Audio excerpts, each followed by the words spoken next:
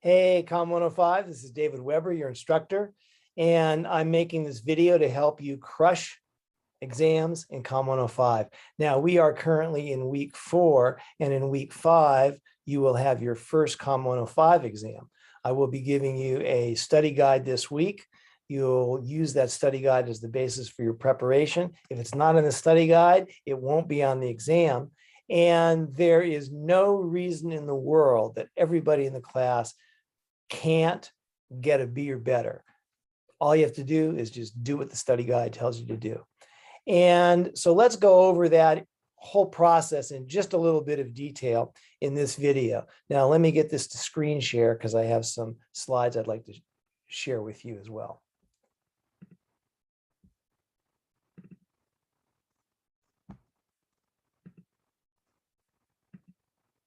All right, so as I said, this is going to be a video about how to crush exams in Com 105.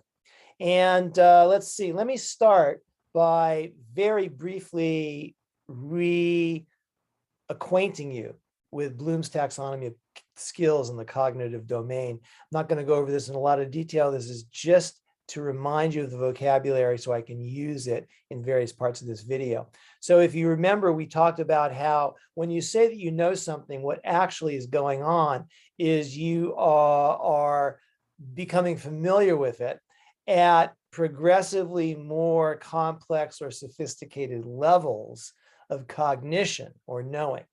And the lowest level, the most basic accomplishment that would enable you to say you know something is to be able to recall it.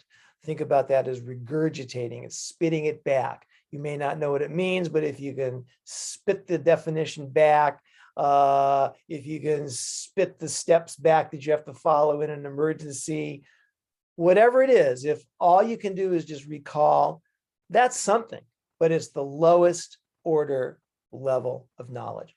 Next up from that is comprehension. To comprehend means you recall, yes, and you can explain it in your own words. You can revise the definition to mean the same thing, but you're just using different words. Apply means that you can look out in the world and you can say, okay, what I recall and comprehend, I see it in action out there. If you recall the definition, the official 105 definition of relationship, and you comprehend what it means, you comprehend that a relationship is two people, two human beings, no more, no fewer, both human beings. You can look out in the world if you're at a restaurant, for example, and you can see 3 people sitting in a booth, and you can say, oh, that's 3 people sitting in a booth. They don't have a relationship. But oh my gosh, 2 of those people are managing mutual responding. They are constructing a connection as a result. Those 2 people are constructing or reconstructing or continuing to construct a relationship.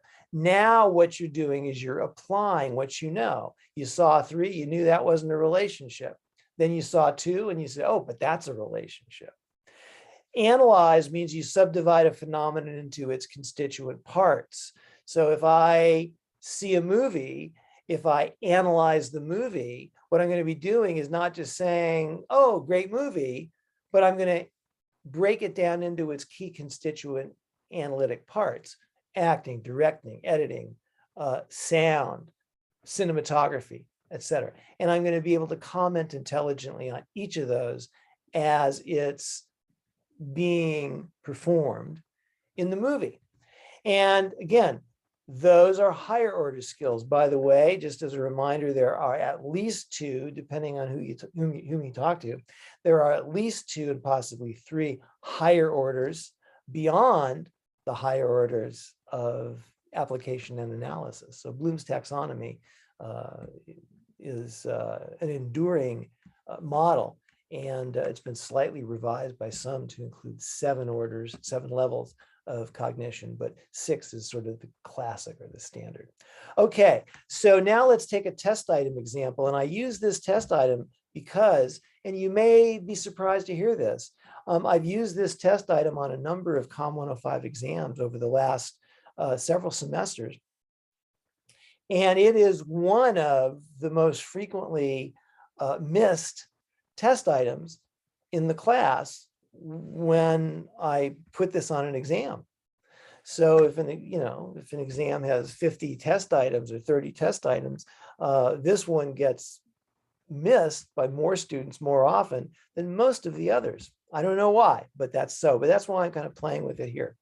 So here we go. Here's the test item. Here are 4 problem-solving steps. Which of these steps is not part of the strengths-focused approach to problem solving? And this seems to me to be pretty straightforward. Here are 4 problem-solving steps. In other words, in a moment, you're going to be seeing 4 steps that people go through or not when they solve problems. There's no more information about these steps than that. If you were to watch someone go through problem-solving steps, you may see them go through all or some of these steps. That's all that means. Second part of this test item is the moneymaker. Which of these steps is not part of the strengths-focused approach to problem solving?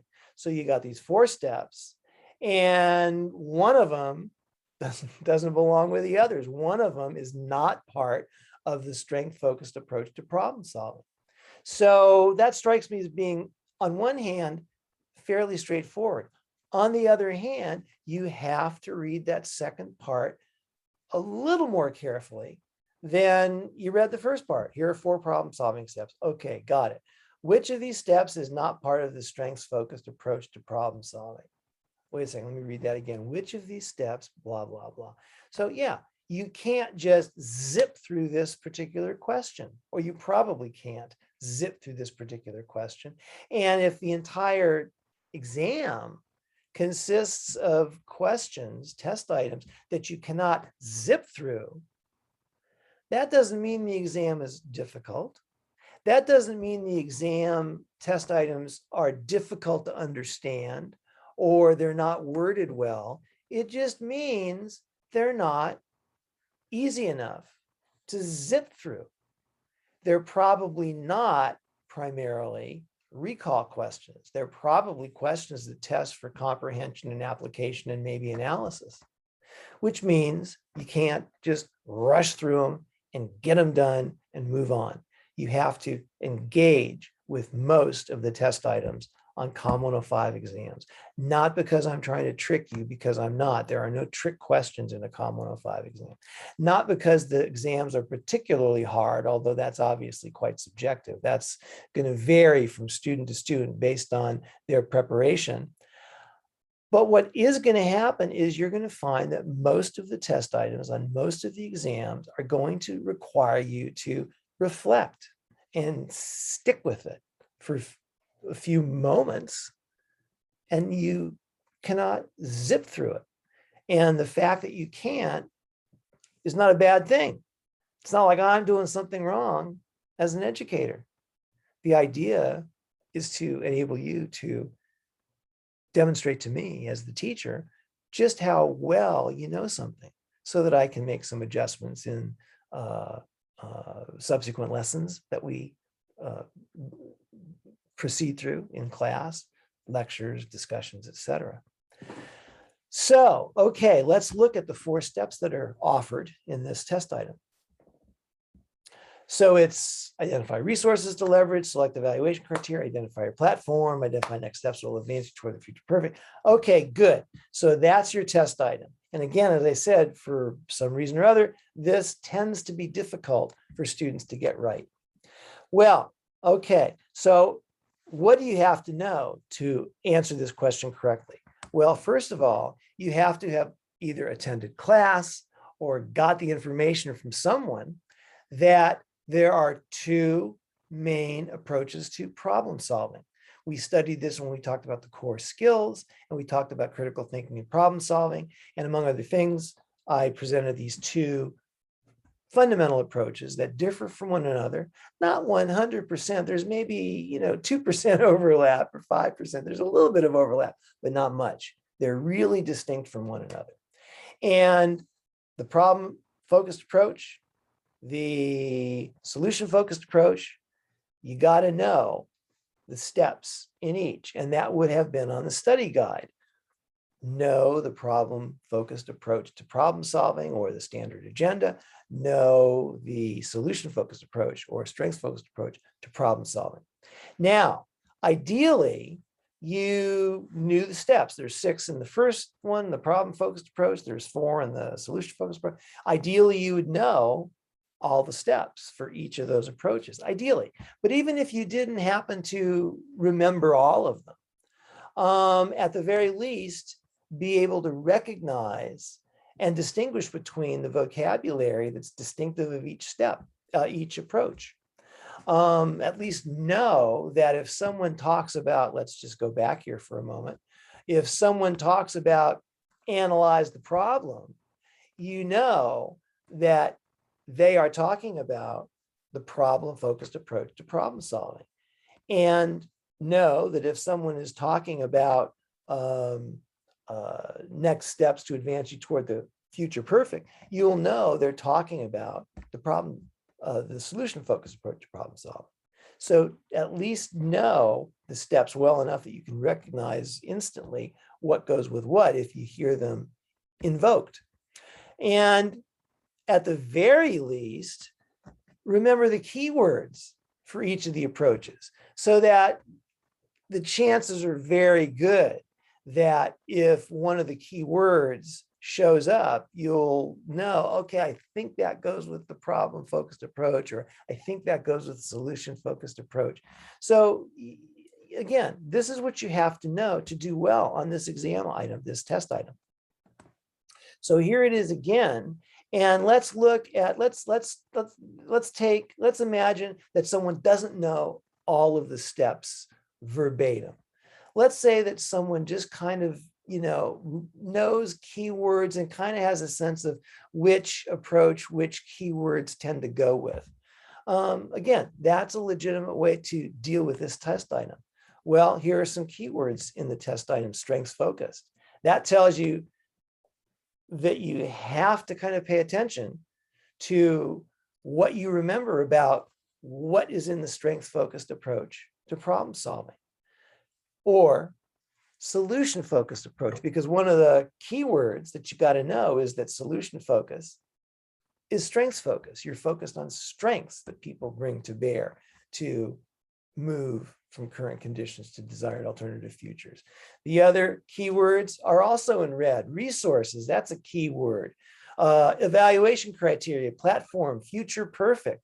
If you can know those two approaches well enough to get that these keywords direct you to one or the other, I should say that differently, each of these keywords directs you to one or the other of the approaches, you are well on your way to probably getting this test item correct.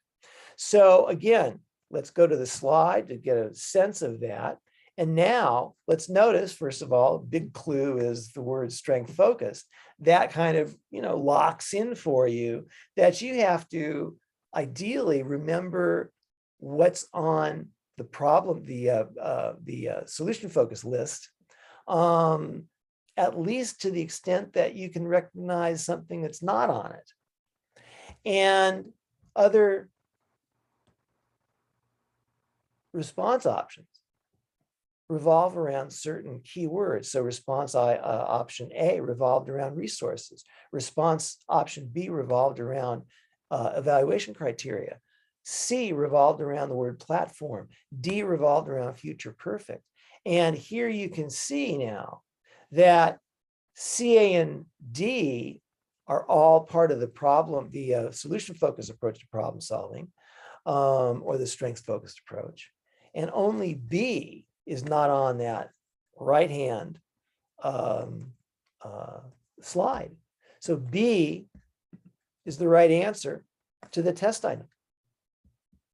Now, the key is to prepare for recalling. Yeah, you got to do that for a couple of reasons. Number one, there may be some recall questions on the exams. I will tell you there will not be many. I call them morale boosters. They're truly easy. If you just recall, you'll get them right. There aren't that many, but you have to prepare for recall in order to get to the other levels of cognition. The Bloom's taxonomy levels are what are called additive, meaning that you start by recalling, you move to comprehending, move to application, then do analysis. You can't get to analysis unless the first three levels are in place with respect to the knowledge you have of the issue at stake. You can't get to comprehension unless you recall. You can't get to application unless you comprehend. So that's why recalling is important, because it gets the ball rolling to get you to a level of cognition suitable for dealing with a test item that tests for comprehension or analysis or application. And now, to prepare for recall, all you have to do is make flashcards or Quizlet or any of these tools that help you prepare to regurgitate. And the question then becomes, how do you prepare for test items at the other three levels? And the answer is get in a study group. 3 classmates is ideal. If you got to do 4, okay, do 4, but 3 is really what you want to shoot for. What you do is get with your group and you divide up the study guide into equal segments. So let's say there's 15 topics or bullet points on a study guide, 15 topics to prepare for the exam. So one of you takes the first 5, another of you takes the next 5, and the third person takes the last 5. Well, you go off on your own. You set a time to meet a few days in the future. And then each of you goes off on your own and prepares study challenges for your items, for the items in your segment. So, for example, let's say that in your among your bullet points is one that says, know the Wallace habits of ethical communication. Well, to participate in the study group, you would prepare for the 4 ethical habits. You'd prepare some kind of questions to ask the other people in your study group. For example, you might come prepared to say to the other folks, okay, how would you define the habit of respect? In your own words, how would you explain that to someone who didn't get it? Well, you're asking your study group partners to demonstrate to you their knowledge of the habit of respect at the comprehension level. And then in addition to that, you might have a segment, or instead of, you might have a segment, a YouTube clip, a 2-minute YouTube clip showing an elected official at a press conference. And maybe there are 1 or 2 journalists that ask questions and the official responds. And then a third journalist asks a question that pushes back against something that the official has said. The journalist expresses disagreement, if you will, with the elected official. And the elected official looks at the journalist and said, I don't appreciate that question. If you don't like what I have to say, if you disagree with me, I don't want to hear about it. Keep it to yourself. So you'd show that clip, and then you'd say to your study group partners, you'd say, how does that clip illustrate the concept of the habit of respect for dissent? And ideally, 1 or both of the study group partners are going to say, well, the elected official did not demonstrate the habit of respect for dissent. They put down the journalist, they refused to answer, et cetera, et cetera. So, and then you would continue doing this with all of the other bullet points that were part of your segment of the study guide. And so to each of the other study guide partners, study group partners. That's how you prepare for these exams. Now, if you have any questions, please don't hesitate to call or email or visit me in my office if I'm on campus. And if we're not shut down, stick around after class. I'm more than happy to help you. I want you to succeed on these exams. I've said this from day 1. I want you to get a B or better in this exam, in this course. I want you to be a comm major. I want you to excel. The more of you that go out there in the world who are skillful in these tasks that we are teaching, the happier everyone will be. So good luck on the exam. Good luck in the preparation. As I said, I will be more than happy to support you.